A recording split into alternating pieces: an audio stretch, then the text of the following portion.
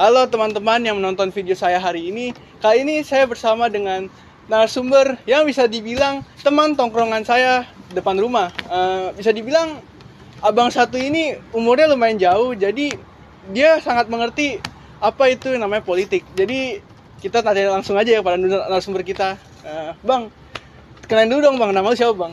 Ya, seperti Sambil ngerokoknya nggak apa bang, sambil ngerokok, sambil ngerokok nggak apa bang, nggak apa bang.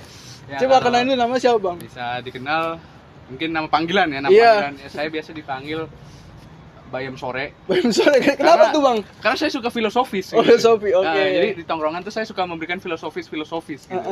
Oh, anak senja gitu ya bang? Betul. Nah tapi kok nama aslinya? Ya nama asli saya sebenarnya tuh agak-agak bagus gitu ya. Apa? Muhyiddin. Muhyiddin, oke. Muhyiddin nama saya. Muhyiddin ya bang? Ya cuman ya gitu, panggilannya Bayam Sore aja. Bayam Sore, biar asik kan. oke bang, oke. Lu punya kuasa? Hah? Tai. Oh iya. Waduh. Jangan kasar banget ya bang ya. Aduh. Boleh ya. Abang umur berapa nih? Ya kebetulan saya umurnya masih 25 ya. 25. Nah, emang kebetulan nih karena abang-abangan kita nih beda jauh nih. Cuman karena dia bersyukur banget nih, dia mau diajak podcast. Terus kebetulan depan rumah juga nih, satu tongkrongan. Jadi gua ajak juga guys, gitu. Jadi bang, kita hari ini nih mau podcast singkat aja nih. Boleh. Tentang milenial memilih dalam komunikasi massa. Nah, sebenarnya abang ngerti nggak sih politik itu sekarang kayak gimana bang? Kita kalau misalnya berbicara politik ya, mungkin dibilang politik sekarang ini masih cukup bagus, tapi menurut saya agak ada kurangnya juga gitu loh. Kenapa tuh bang? Karena apa ya, kalau kita lihat misalnya secara mudahnya aja deh, secara komersil gitu, seperti iklan gitu ya. Kita lihat kan era-era zaman presiden ke-5 dan ke-6 lah ya, Iya, kita bisa bilang. zamannya Megawati ya. Iklan yang ditayangkan melalui televisi gitu ya. Saya lihat itu lebih bermanfaat gitu daripada yang saat ini. Yang dimana? Karena kalau saya lihat iklan-iklan dari pemilihan yang kayak presiden gini, itu cuma jual jogetan doang. Jual jogetan tuh. Jual jogetan doang. Jadi nggak ada informasi politik jadi yang lebih diberikan.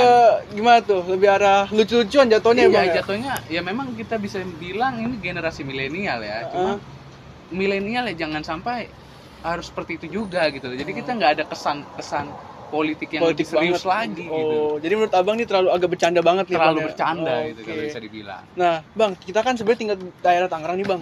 Nah kalau di daerah kita ini bang, komplek kita nih lebih tepatnya bang, sebenarnya partai yang paling mendominasi apa sih bang? Dan menurut abang partainya ini bagus gak atau gimana menurut abang? Kalau bisa saya bilang partai yang paling bagus, jangankan untuk di wilayah ini aja gitu, wilayah kalau sekarang kita di Tangerang ya.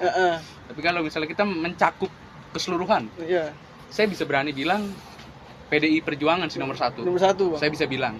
Kalau di daerah kita ini Banjarwijaya lebih tepatnya ya. Banjarwijaya. Apa tuh partainya yang lebih dominasi apa tuh bang kalau abang lihat sekitar? Saya lihat juga kayak PDI ya bang ya.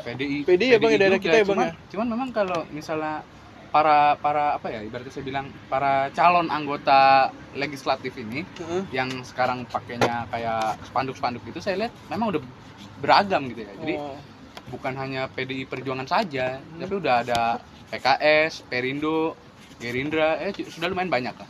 Nah tadi kan abang sempat menyinggung nih tentang presiden yang dari TV, iklan lewat TV, terus apalagi partai yang sekarang banyak bikin baleho gede pinggir jalan. Nah jadi menurut abang, apakah cara seperti itu efektif atau malah tidak? Apalagi kedua ini berbeda ya, dari satu yang di media sosial TV satu TV, yang satu terjun ke lapangan nih bang, baliho. Menurut abang lebih efektif yang mana nih bang? Kalau secara jawaban pasti, saya juga nggak bisa ngasih jawaban apakah itu efektif ataukah tidak gitu. Tapi ya pasti semua orang akan memilih pada waktunya gitu, tepatnya di tanggal 14 Februari semua akan memilih. Nah, jangan lupa GoFood ya guys.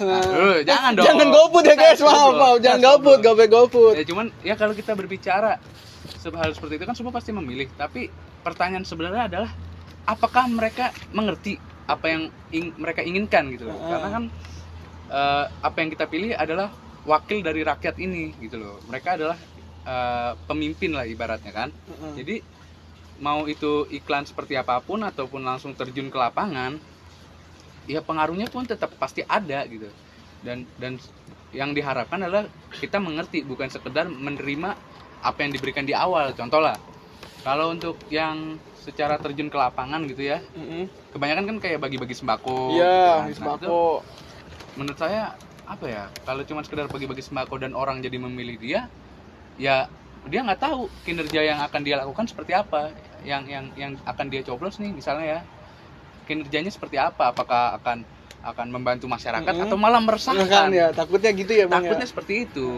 Karena anggota-anggota legislatif ini kan juga banyak orang baru, kita nggak mungkin semua kenal kan. Tapi kalau misalnya untuk pemilihan presiden, yang pasti kita bisa cari latar belakangnya kan, melalui Google misalnya, kita bisa tahu latar belakang mereka seperti apa. Jadi kita bisa lebih yakin untuk memilih, bisa lebih bijak gitu. Oke. Nah, tapi Bang, sekarang yang kita lihat nih Bang, banyak banget partai-partai yang berusaha mencuri loh. Hati-hati Gen Z, seperti Bu Megawati bilang kalau knalpot brong itu dipakai anak muda keren. Nah, menurut Abang, apakah cara seperti ini sangat bagus buat kalangan kita atau malah kurang menurut Abang? Ya kalau saya bilang ya, tapi ini di luar dari knalpot brong gitu ya Bang ya. Coba menurut Abang gimana? Ya kalau misalnya untuk apa yang diomongkan Ibu Megawati seperti seakan mendukung Gen Z ini ya, seperti akan mendukung gen milenial untuk mendapatkan hak suara. Menurut saya juga tindakan tersebut ya cukup bagus sih. Tapi ya kita sebagai Gen Z juga harus memilih tuh ya Bang, taat juga pada peraturan yang telah dibuat. Kita harus memfilter juga sebenarnya Bang. Juga apa yang dimaksud oleh Ibu Mega tersebut. Kalau misalnya kita menyangkut hal dengan knalpot brong, ya kita juga harus berpikir dong, motor seperti apa yang diizinkan dengan knalpot berisik itu loh. Kalau cuma motor metik, lu pakai knalpot racing. Oh nggak boleh tuh ya Bang ya, aneh ya Bang. Aneh ya Bang. Oh aneh. Nggak beres itu. Setuju sih Bang, aneh sih Bang sebenarnya, aneh Bang. Gitu loh. Kecuali motor lu 1000 cc, kita gas pakai Akrapovic. Waduh, ini udah di luar pembicaraan Bang, udah bukan motor lagi Bang. Beda. Jadi menurut Abang, partai yang paling berpengaruh nih di Pilpres 2024 nih siapa Bang menurut Abang? Ya, benar-benar paling wah kelihatan banget nih. Ya, kalau kita berbicara berpengaruh, memang mohon maaf ya untuk para 3 pasangan. Saya cuma bisa menyebutkan yang paling berpengaruh adalah PDI Perjuangan dengan Gerindra. Tuh.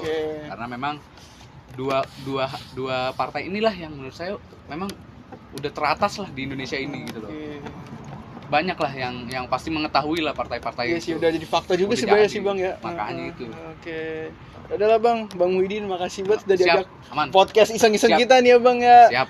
Kalian terima kasih yang udah menyimak podcast kita hari ini. Jangan lupa like, comment, dan subscribe. Coblos thank you nomor guys. 2 ya. Coblos. Jangan gitu Bang, thank you.